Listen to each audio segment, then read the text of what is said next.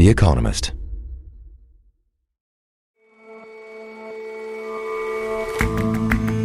Hello and welcome to The Intelligence from The Economist. I'm Rosie Blore. And I'm Jason Palmer.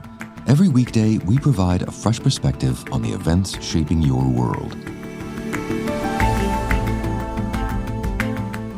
Brazil has long been plagued by gang violence. But in a growing number of places, local armed groups are now infiltrating the political arena.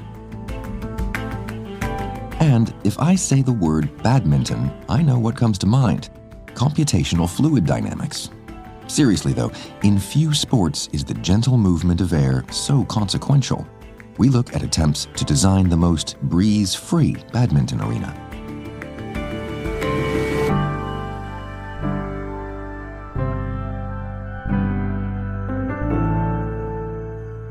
But first,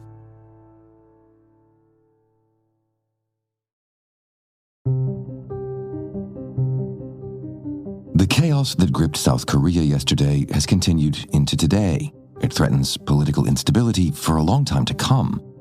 It all started late in the evening when the country's president, Yoon declared martial law. 저는 북한 공산 세력의 위협으로부터 자유 대한민국을 수호하고 우리 국민의 자유와 행복을 약탈하고 있는 파렴치한 The reason, he said, was to protect against the threat of North Korean communist forces and to protect the free constitutional order. The constitutional order was thrown into disorder pretty quickly. Lawmakers barricaded themselves in the parliament building in Seoul, the capital. Outside, thousands of people gathered in protest.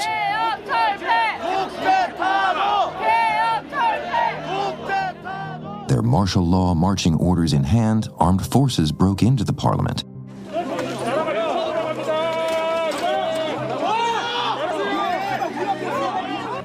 But inside, lawmakers voted against President Yoon's martial law declaration. 비상계엄 해제 요구 결의안은 가결되었음을 선포합니다. Mr. Yoon, perhaps surprisingly by this point, relented. 국회의 계엄 해제 요구가 있어 계엄 사무에 투입된 군을 철수시켰습니다. There's a lot of testing of the world's democracies going on these days, but this one came as a big surprise. The events that happened last night are incredibly shocking. This is the first time martial law has been imposed in South Korea for over 40 years. Emma Hogan is our Asia editor. The whole country responded in shock to the decision by President Yoon, which was reversed 6 hours later. But President Yoon now faces calls to resign. And this is essentially the biggest constitutional crisis the country has faced for many decades. So let's wind back a little bit. Do we know why the president imposed martial law in the first place? He claimed that the National Assembly had become a monster. He didn't provide any evidence of this. President Yoon is the head of a minority government, which is controlled by his opponents, the Democratic Party. He was implying, essentially, that they had collaborated with North Korean communist forces. But you say there's no evidence of that. Yoon supplied absolutely none. The Democratic Party say it is a coup. Many don't understand the reasoning behind what Yoon was doing. Even the head of his own party came out against it. One analysis suggests that it could have been a preemptive move by Yoon. He was already in a very weak position in Parliament, and so he may have been trying to do this to shore up his support in some way. So the suggestion that it is or was a coup attempt isn't necessarily super wide of the mark. No, indeed not. And I mean, it's very worrying for what this means for the state of Korean democracy. Already, relations between Yoon and the parliament had deteriorated. He'd refused to attend the opening session in September, and last week Parliament voted against his budget. Now he's facing calls for impeachment. About 190 lawmakers from 6 opposition parties have come together to say that they want to impeach him. It would only require about 9 members from his own party to defect for this to happen. This would then trigger a constitutional trial, and that could go on for months. The Democratic Party, the opposition, would be likely to win a new election, and that change in power could have really big implications for the region and beyond. In what way? Although Yoon is now better known for his imposition of martial law, previous to this, he was stabilizing relations between South Korea and Japan and had deepened the alliance with America. He's been far more hawkish on North Korea and was also supplying indirectly munitions to Ukraine.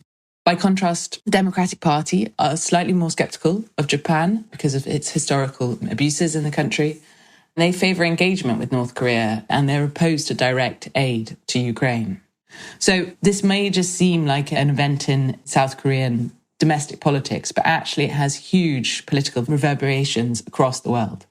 And so, in short, Mr. Yoon's plan backfired entirely with possible onward implications for, I guess, us all. Do we have a sense for why he took such an extreme measure? This was a fairly dramatic way to try to get people back on side. Indeed, it was incredibly dramatic. And I think it looks likely that an impeachment will occur. I think the events last night point to a really deeper problem in South Korean politics. Polarization between the different political parties has become entrenched, and criminal prosecution of South Korean leaders has become incredibly common. So the question is whether this draws a line or will lead to further division in South Korean politics, where you will have increasing criminalization of different political parties, distrust between the different groups, and where it may be incredibly unstable constitutionally for quite a long time. Thanks very much for your time, Emma. Thank you, Jason.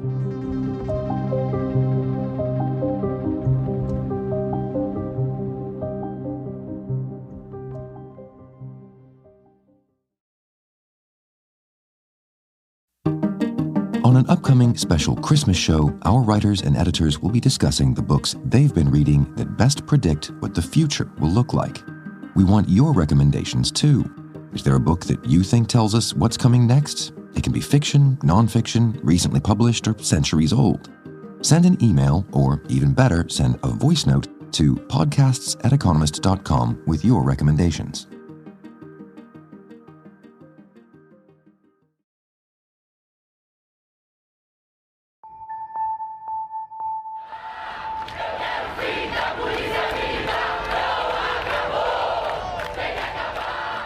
For years, Brazilians have been haunted by an unsolved murder. In 2018, Marielle Franco, a politician and icon of the left, was killed. She had spoken out about the human cost of violence in Rio de Janeiro. Mais uma vida foi ceifada de uma criança de 7 anos na Maré.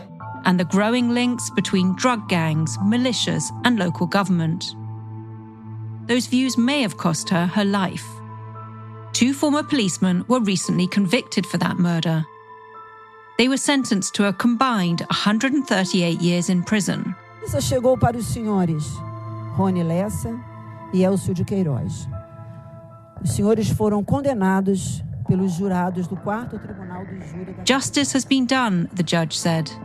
But someone ordered those policemen to fire those shots. Marielle Franco's death captured the public imagination in Brazil because it was so brazen. Anna Lankes is our Brazil correspondent. It was a sign of just how far local armed groups had infiltrated politics. Her death was probably ordered by powerful local politicians, and Brazilians are worried that in other parts of the country, that connection between armed groups and local politics may be increasing. So what's really going on in Rio? Tell me a bit more about the history of militias and gang violence within the city. So Rio has always been a slightly distinct case from the rest of Brazil because you have had drug traffickers from the 1980s, 1990s, and you have several different factions that fight for territory. So you have turf wars between drug gangs. But then you also had vigilante groups founded by former policemen, which became known as militias, and they gained prominence in the 90s.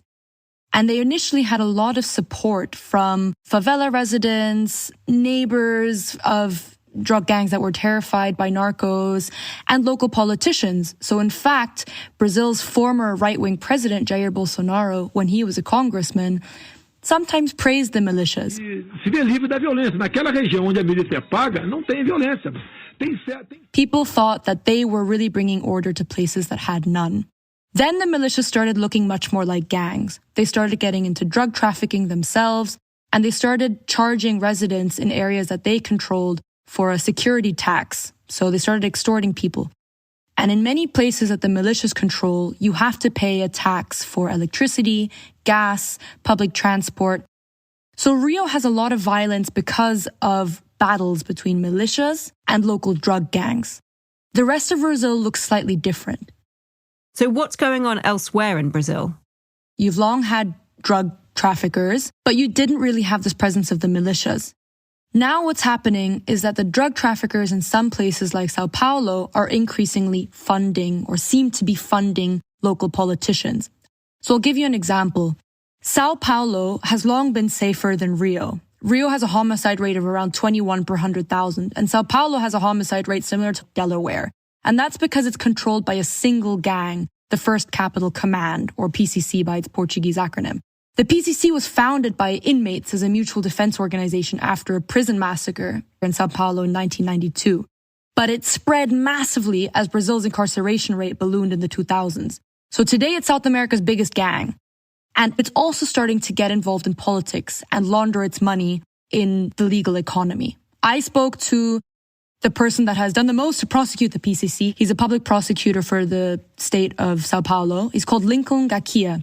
And he told me that Brazil is experiencing what Italy experienced in the 1990s. They're starting to resemble a mafia. What does that look like on the ground? In Rio, you can go to a favela and you'll see a teenager with a massive gun. You don't see that in Sao Paulo. In Sao Paulo, the PCC is very sophisticated. So they control gasoline stations. They've gotten involved in public healthcare services, in real estate, in illegal gold mining in the north of Brazil, in rubbish collection. Just this year, the city's local government took over 2 private bus operators, which together transported over 16 million passengers per month. After an investigation led by Lincoln Gakia, found that those companies were being used to launder money for the PCC. So they've gotten into white-collar crime. When Gakia started investigating the PCC in 2004, he told me he thought they were making less than $2 million per year. Today, they're thought to make about $1 billion annually, and most of that comes from business outside of Brazil. So, Anna, either way you look at it, whether you've got militias emerging or you've got gang monopolies, you've got a huge corruption of the political state, right? So the militias, like I said, are very Rio-specific, and there for a long time you've had corruption of the political state, totally. The worry is that, especially in smaller municipalities where it might be easier to buy off local politicians, or in places where the PCC is so powerful, like in Sao Paulo, that you might be getting an infiltration of armed groups into politics. So this year you had municipal elections, and Brazilians voted for thousands of mayors and city councillors. And in the run-up to those elections, Sao Paulo police arrested dozens of people and carried out dozens of search and seizure operations as part of an investigation into illegal campaign financing by the PCC. Also, attacks against officials in Brazil's local elections this year were much higher than in the last local elections. And police believe that organized criminal groups are behind that surge. The PCC doesn't want to run a political party or overthrow the state. What they want is to finance politicians and then obtain benefits, like get public bids for their companies. So are there any solutions, Anna? Brazilians rank crime and drug trafficking as their top concern along with corruption. And more than a third of them expect a rise in gang-related murders in the next 6 months. So it's really top of mind. And the president, Luiz Inácio Lula da Silva, called together all the regional governors to present them with a plan for tackling organized crime. He did this just a few weeks ago, and he warned that gangs were moving into politics. So his plan would basically integrate different intelligence systems between investigative agencies to facilitate cross-referencing data on crimes. And it would also grant the Federal Highway Police new powers to also inspect railways and rivers.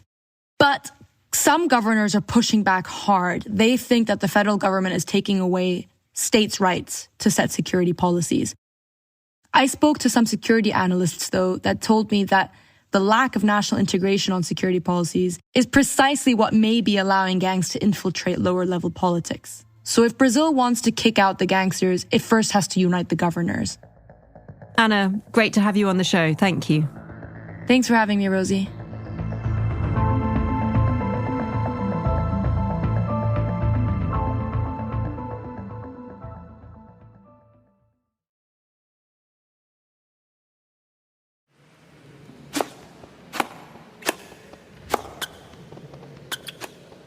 Anyone who's tried to play a game of badminton just for fun in their back garden or at the beach in the summer will appreciate why the competitive version of the sport is played indoors.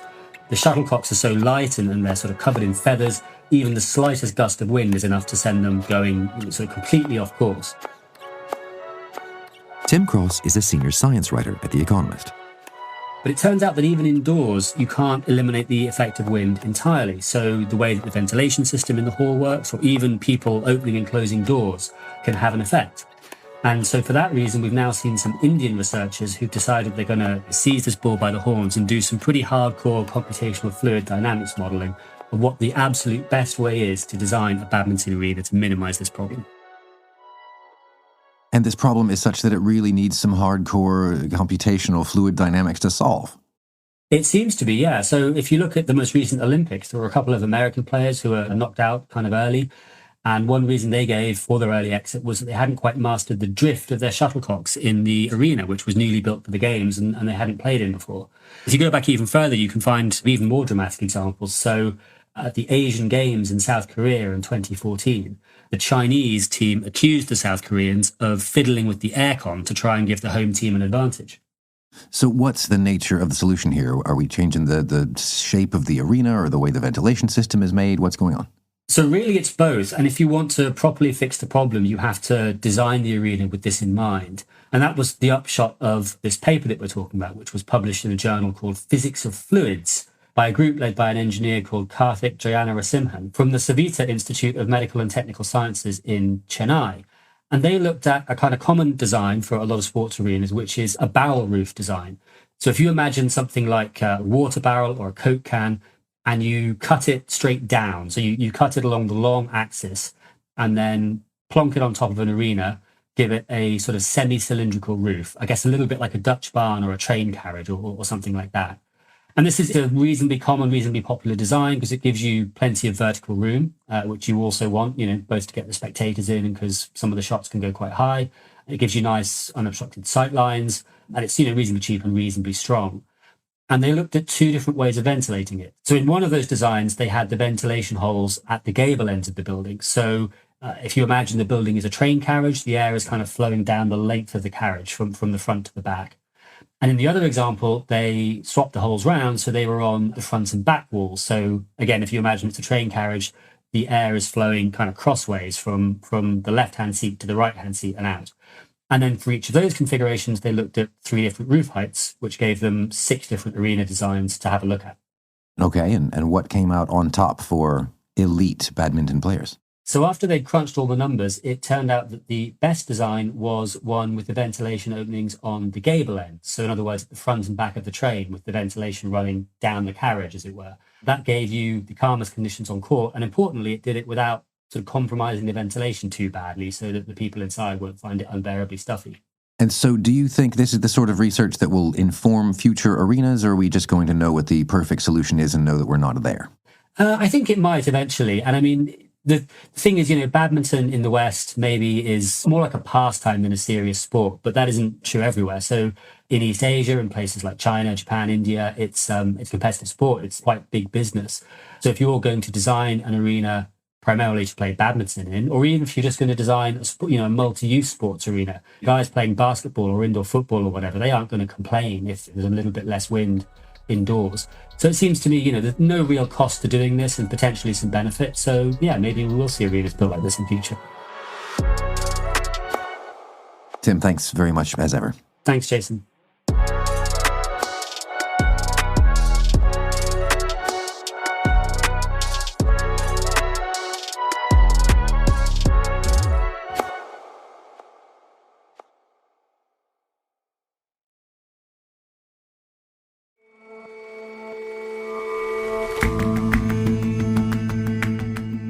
That's all for this episode of The Intelligence. We'll see you back here tomorrow.